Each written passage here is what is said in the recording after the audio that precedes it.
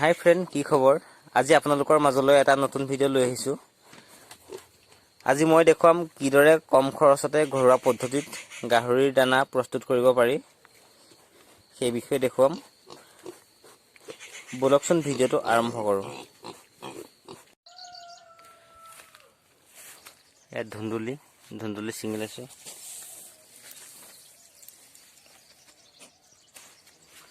আৰু এইফালে আছে চক দেখাম।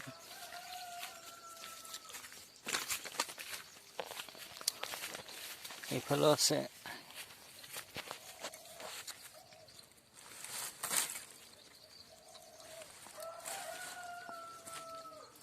বগা ধুন্দুলিটো মানুহে বেছিকৈ নাখায়, চিনিয়ে নাপায় নে কিয় নাখায় নাজানো। জিকাও কাটি লৈছোঁ, এইবিলাক যথেষ্টখিনি কাটি লৈছোঁ।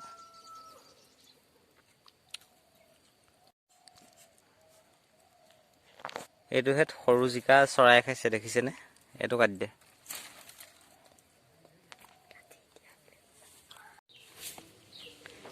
এয়া দেখিছে, চৰাই বহুত জিকা খাই পেলাইছে। এইবিলাক চব চৰাই খোৱা জিকা। আৰু এইটোহে বেছি ডাঙৰ হৈ গ'ল, এইটোহেতো দানাত দি দিম। এইটো ডাঙৰ হৈ গ'ল, এইটোহে দি দিম। এইখিনি চব দানাত দি দিম। আৰু বাকী এইখিনি জিকা বিকিব লাগিব, ভাল খাব পাৰিব মানুহে। আৰু এই ধুন্দুলি যিহেতু নাখায় মানুহে, সেইবাবে এয়াও দানাত দি দিম। আৰু তৰি আছে, এইকেইটা ডাঙৰ হৈ গ'ল, এইকেইটাও লগত মিক্স দি দিম। খায়ো ভাল পাব, কেইবাবিধো মিক্স কৰি দিলে।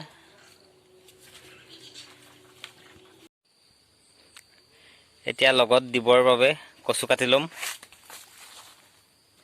ক'লা কচুটো বেছি ভাল, ক'লা কচু আছে।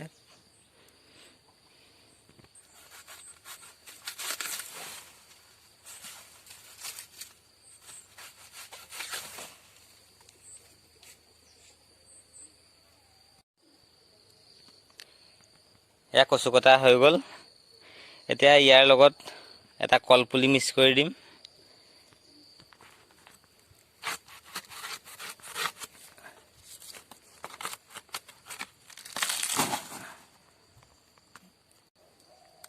এইটো কলপুলি কাটি ল'লোঁ। কচুখিনি অলপ ধুই ল'লে ভাল, বোকাবিলাক গুচি যায় তেতিয়া।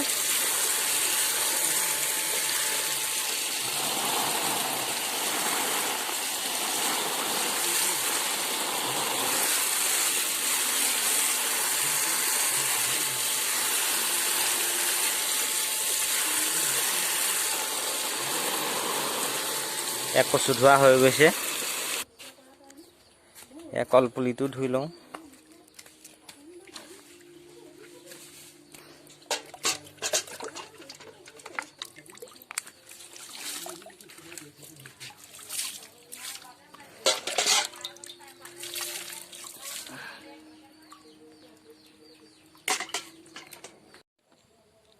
এয়া কলগছডাল মিহি মিহিকৈ কাটি লৈছোঁ।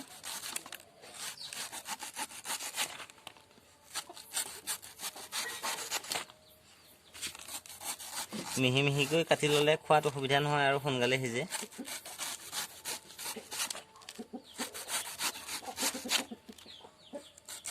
পোৱালিকেইটা সৰু হৈ আছে কাৰণে কলগছডালো সৰু আনিছোঁ, তেতিয়া খাবলৈ কোমল হ'ব।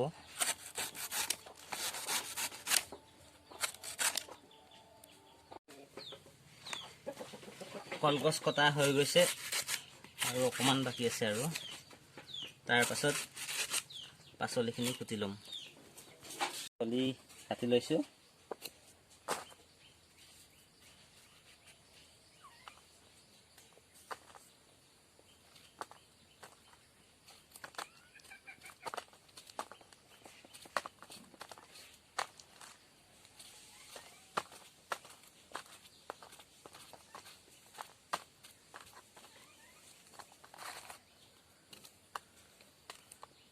চৰাই খোৱা জিকা।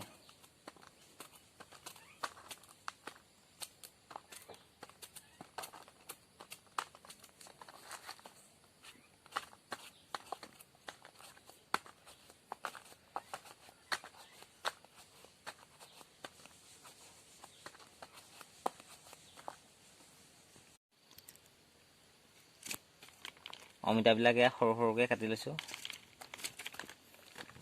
গাহৰিয়ে বহুত ভাল পায় অমিতা খাই।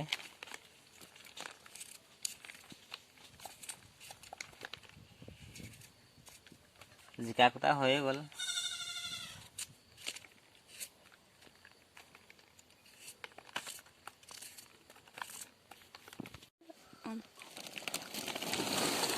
এয়া এটা গামলাত গোটেইখিনি মিক্স কৰি লৈছোঁ। এতিয়া চৌকাত দি দিম।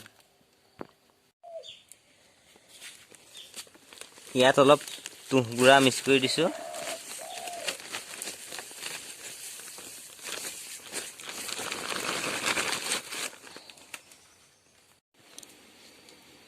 এয়া দানা অলপ অলপ সিজিব লৈছে আৰু জুই পুৰা দি দিছোঁ।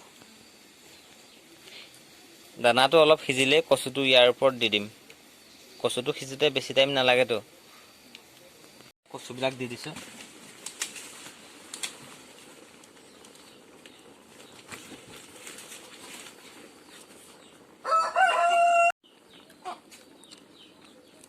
এয়া কচু দি দিছোঁ ইয়াত।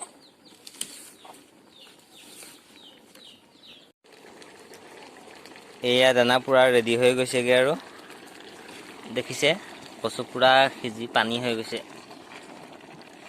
ধোৱাইছে।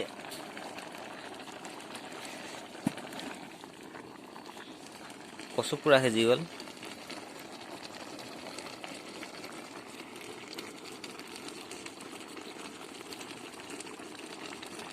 এতিয়া অলপ সময় ঠাণ্ডা কৰি খাবলৈ দিব পৰা হৈ যাব।